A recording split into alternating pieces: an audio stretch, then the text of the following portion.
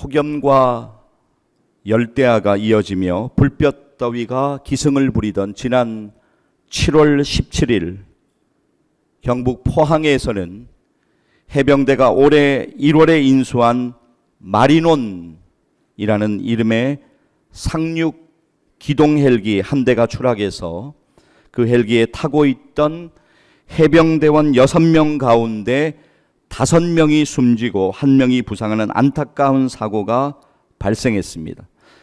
당시에 스치고 지나간 뉴스였지만 혹시 이 뉴스를 보셨던 분이 계시다면 아마 다른 것은 기억이 안 나셔도 마리논이라고 하는 헬기의 이름은 기억이 나실 수도 있습니다.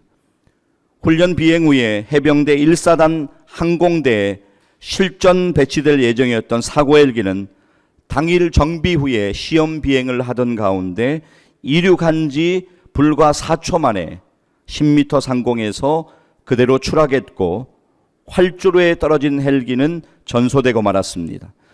사고 원인을 정밀하게 조사하던 민관군 합동조사위원회는 2달여의 시간이 흐른 후에 지난 9월 9일에 내린 결론으로 날개들을 모터 기어에 연결해주는 부품인 기본 부품이면서도 가장 핵심 부품인 로터 마스터에 결함이 있었던 것으로 잠정 결론을 내렸습니다. 뉴스 인터뷰에 참가한 한 헬기 정비사는 이 로터 마스터라는 부품은 기본 중에 기본이며 사람 같으면 척추보다도 중요한 부품이라고 말했습니다. 그런데 이 로터 마스터에 금이 가면서 파손되어서 날개를 잡아주지를 못했고 동체와 통째로 분리가 되어버리는 안타까운 사고가 발생한 것입니다. 조사위원회는 로터 마스터를 제작할 때 기본이 되는 재료의 강도를 높이는 열 처리를 제대로 하지 않아서 문제가 생긴 것이라고 그렇게 이야기합니다. 예, 그렇습니다. 사랑하는 여러분, 기본이라고 하는 것은 참으로 중요합니다. 공부에서도 기본은 중요합니다. 운동에서도 기본은 참으로 중요합니다. 그리고 우리가 어떤 기술을 습득하는 데 있어서도 기본은 참으로 중요합니다. 기본이 무너지면 결국에는 반드시 문제가 생기게 되어 있습니다. 세상도 기본이 중요하다고 우리에게 이야기합니다. 명품 위에 명품으로 불리는 에르메스, 프랑스의 명품 브랜드인 에르메스 기업 모토는 이렇습니다. 모든 것은 광속도로 변한다. 그러나 기본은 변하지 않는다. 예, 여러분, 우리가 오늘 살아가고 있는 이 시대는 참으로 빠르게 변화하고 있습니다. 그래서 그 빠른 변화 속에서 우리는 불안함도 느끼고 분주함으로 우리를 여러 가지 일들이 이끌고 가기도 합니다. 빠르고 복잡한 시대를 오늘 우리가 살아가고 있지만 오늘 우리에게 중요한 것은 바로 기본입니다. 기본이 작아 보이고 별것 아닌 것처럼 생각되어서는 안 됩니다. 작은 것에 성실한 것이 결국 우리의 결정적인 순간을 결정하게 됩니다. 프랑스 작가 앙드레 지드는 좁은 문에서 이렇게 말합니다. 겉보기에 매우 작아 보이는 일에도 최선을 다하라. 그 작은 일을 마치는 순간 우리는 그만큼 강해진다. 작은 일에 최선을 다하다 보면 더 큰 일은 자연히 해결할 수 있게 된다.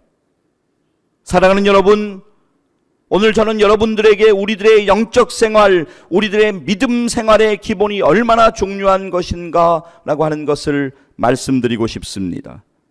오늘 우리들의 믿음 생활의 기본에는 오늘 저와 여러분의 믿음 생활의 기본에 문제가 없는지 우리는 돌아볼 필요가 있습니다. 아니, 이 말씀을 들으시는 우리 모두는 반드시 한 사람도 빠짐없이 우리의 믿음 생활의 기본에 문제가 없는지 오늘 말씀을 통해서 돌아보면서 하나님 앞에 회개하고 다시 결단하셔야만 합니다. 오늘 본문 마태복음 7장 24절에서 27절은 기초의 중요성, 기본의 중요성이 얼마나 중요한가라고 하는 것을 우리에게 강조하여 말씀하고 있습니다. 자, 마태복음 7장 24절로부터 27절 말씀까지 이어서 우리 같이 한번 읽겠습니다.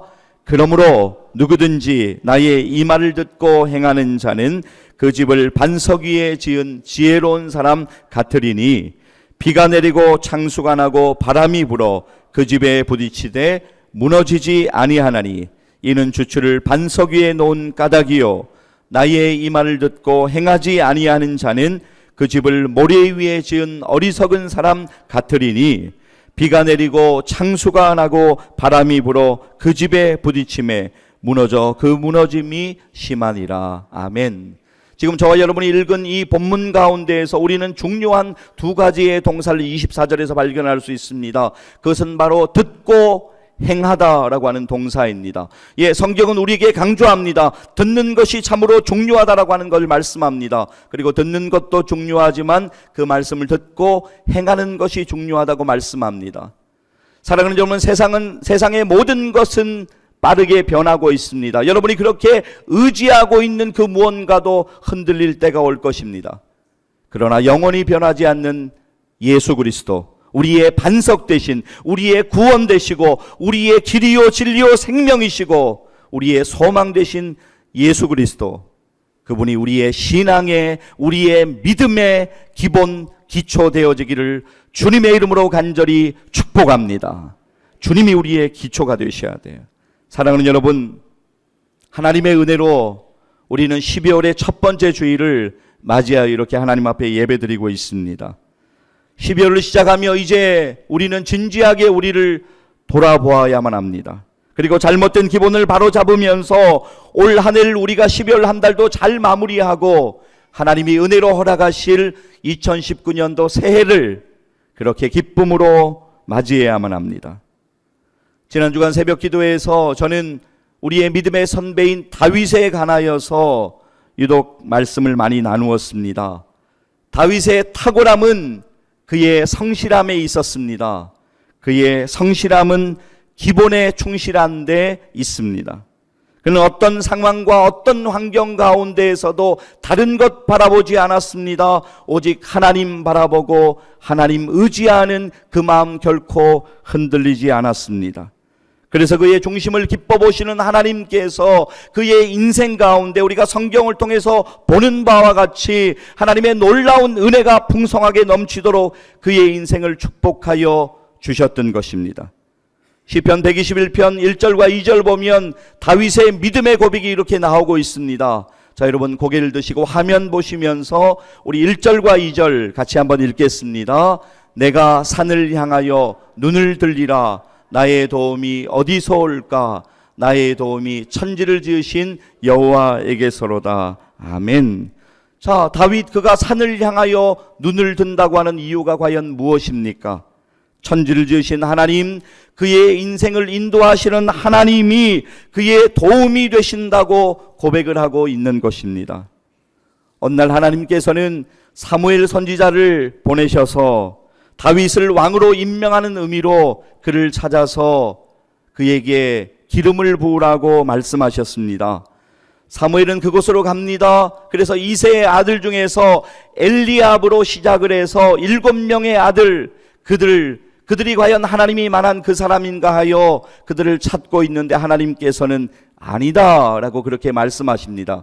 성경을 보면 사무엘상 16장 11절 보면 그래서 사무엘이 이새에게 이렇게 묻는 장면이 나옵니다. 또 사무엘이 이새에게 이르되 내 아들들이 다 여기 있느냐? 이새가 이르되 아직 막내가 남았는데 그는 양을 지키나이다. 사무엘이 이새에게 이르되 사람을 보내어 그를 데려오라. 예, 그 시간에도 다윗은 들판에서 성실하게 자기의 일을 하고 있었습니다. 들판에서 성실하게 양을 지키는 일을 감당하고 있었습니다. 다윗의 성실함, 그것이 바로 다윗의 탁월함이었습니다. 사무엘상 16장 7절에서 하나님은 이렇게 말씀하십니다. 사무엘에게 이렇게 말씀하십니다. 내가 보는 것은 사람과 같지 아니하니 사람은 외모를 보거니와 나 여호와는 중심을 보느니라 하시더라. 아멘. 예, 하나님은 중심을 보신다고 말씀하십니다. 예, 그렇습니다. 중심이 참으로 중요합니다. 히브리 원어도 레바브라고 하는 이 원어의 뜻은, 원래의 뜻은 마음이라고 하는 뜻입니다. 하나님은 우리의 내적 중심인 우리의 마음을 주목하여 보십니다. 여러분, 사람들은 여러분의 마음을 다 알지 못해서 때로는 여러분을 오해할 수가 있습니다. 여러분도 반대로 그렇습니다. 여러분도 누군가의 마음을 다 알지 못해서 누군가를 오해할 때도 있습니다. 그러나 나보다 나를 더 잘 아시는 하나님께서는 우리의 마음을 온전하게 다 아신다고 성경은 말씀합니다. 그 하나님 앞에 여러분의 마음을 들이시며 날마다 하나님 앞에서 겸손하시기를 바랍니다. 그러면 하나님께서 하나님의 방법으로 채우시고 높여주실 것을 믿습니다. 베드로전서 5장 6절은 이렇게 우리에게 말씀합니다. 우리 같이 한번 읽을까요? 그러므로 하나님의 능하신 손 아래에서 겸손하라. 때가 되면 너희를 높이시리라. 아멘. 예, 다시 한번 말씀드립니다. 사람들은 여러분을 다 알지 못합니다. 특별히 여러분의 마음을 다 알지 못합니다. 그러나 나보다 나를 더 잘 아시는 하나님께서, 그 하나님 앞에 우리가 믿음으로 살려고 애쓰고 하나님 앞에 나아가 그렇게 나보다 나를 잘 아시는 하나님께 엎드리면 하나님께서 여러분을 인도해 주시고 위로해 주시고 여러분 가운데 은혜 주실 것을 분명하게, 그리고 책임져 주실 것을 믿으시기를 바랍니다. 또한 여러분의 마음을 다하시는 하나님의 은혜가 여러분의 마음을 위로하여 주심도 분명하게 기억하시기를 바랍니다. 사람이 사람의 마음을 다 헤아릴 수 없다고 오늘 저는 여러분에게 강조드립니다. 그렇습니다. 사람이 사람의 마음을 다 헤아릴 수가 없습니다. 그러나 하나님께서는 여러분의 속 중심을 아시며 위로하여 주십니다. 고린도후서 1장 4절은 우리에게 이렇게 말씀합니다. 같이 한번 읽겠습니다. 우리의 모든 환난 중에서 우리를 위로하사 우리로 하여금 하나님께 받는 위로로서 모든 환난 중에 있는 자들을 능히 위로하게 하시는 이시로다. 아멘. 그렇습니다. 우리의 모든 환난 중에서 저와 여러분을 위로하시는, 우리를 위로하시는 하나님이 여러분의 마음을 아시며 여러분을 위로하시며 여러분에게 힘 주시며 새 힘을 날마다 공급하여 주시는 것을 분명하게 믿으시기를 바랍니다. 할렐루야. 12월 한 달도 나보다 나를 더 잘 아시는 그 하나님께 우리의 인생의 길을 좀 맡기고 믿음으로 걸어갔으면 좋겠습니다. 그리고 믿음으로 반응했으면 좋겠습니다.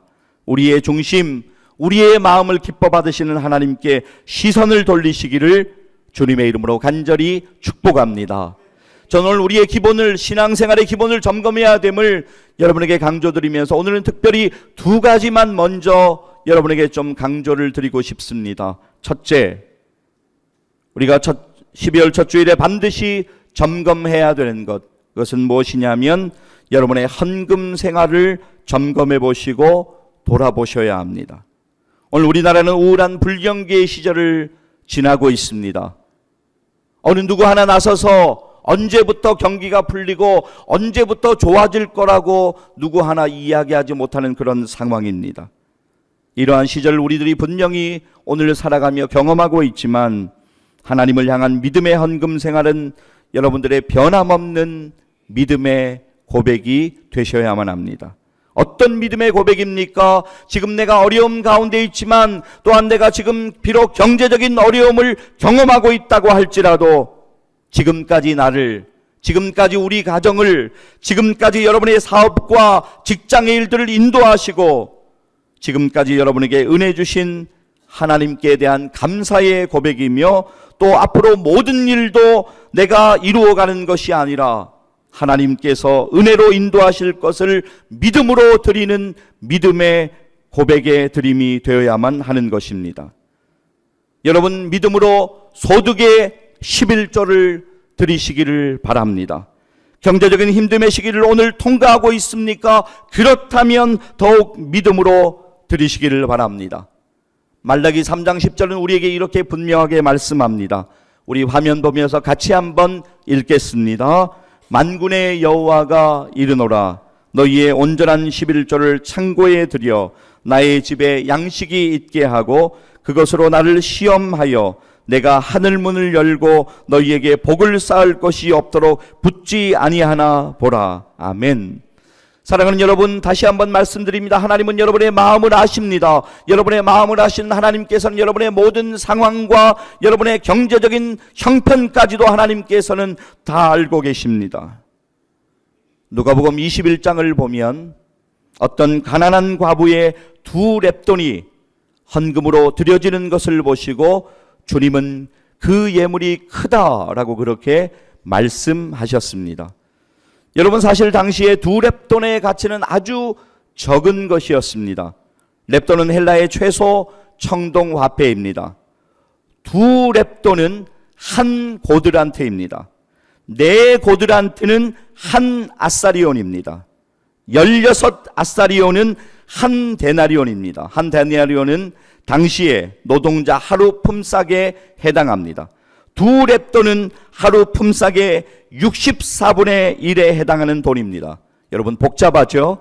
제가 간단하게 좀 풀어서 설명을 한번 드려볼게요. 예를 들어서 지금 우리 돈으로 한번 계산을 해본다고 하면 최근 건설 현장 일반 일용직으로 하루를 일하시는 분 노임이 예를 들어서 하루에 8만 원 일하고 우리가 가정을 하게 되면 이 중에 인력 소개 업체에 10,000원을 드려야 되고 또 점심값으로 5,000원을 빼고 나면 65,000원이 남게 됩니다. 65,000원이 그 누군가 일한 사람의 하루의 품삯이라고 그렇게 이야기할 수가 있겠습니다. 거기에 64분의 1은 즉 2렙돈의 가치는 지금으로 따지면 우리 돈으로 1,016원 정도가 되는 돈입니다. 그러나 그 여인의 모든 사정과 마음을 아시는 그 주님은 그 여인의 귀한 마음을 주목하시고 이렇게 말씀하십니다. 누가복음 21장 2절과 3절 말씀 우리 같이 한번 읽겠습니다. 또 어떤 가난한 과부가 2렙돈 넣는 것을 보시고 이르시되 내가 참으로 너희에게 말하노니 이 가난한 과부가 다른 모든 사람보다 많이 넣었도다. 아멘. 사랑하는 여러분, 그렇습니다. 11절을 비롯해서 우리가 하나님께 드리는 모든 예물 자원하는 마음으로 기쁨으로 드리셔야 돼요. 억지로 드리시면 안 됩니다. 이 일을 위하여 우리는 기도할 필요가 있습니다. 하나님이 여러분의 마음을 열어주셔서 그래서 우리가 살아가는 동안에 앞으로 모든 것을 하나님이 공급하여 주시고 우리가 하나님께 모든 것을 믿음으로 맡길 때 하나님이 놀라운 은혜로 채워주시며 축복해 가실 것을 우리는 그것이 우리의 인생 가운데 필요하다라고 하는 믿음이 우리에게 필요합니다. 그래서 고린도후서 9장 7절은 우리에게 이렇게 말씀합니다. 각각 그 마음에 정한 대로 할 것이요 인색함이나 억지로 하지 말지니 하나님은 즐겨내는 자를 사랑하시느니라. 아멘. 사랑하는 여러분, 오늘 여러분 가운데 어떤 어려움이 있습니까? 오늘이 문제가 아닙니다. 여러분의 남은 생애를 믿음으로 하나님께 맡겨드리십시오.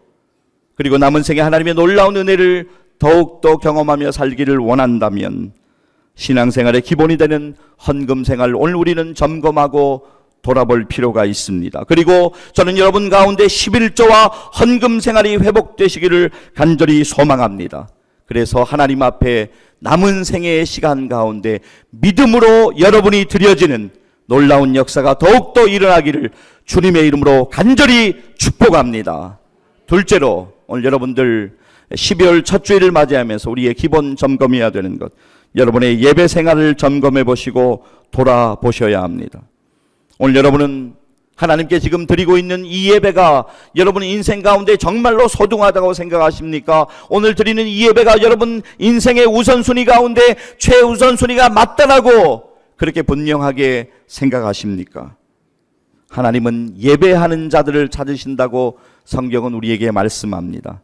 요한복음 4장 23절 우리가 붙잡아야 되는 말씀입니다. 같이 한번 읽겠습니다.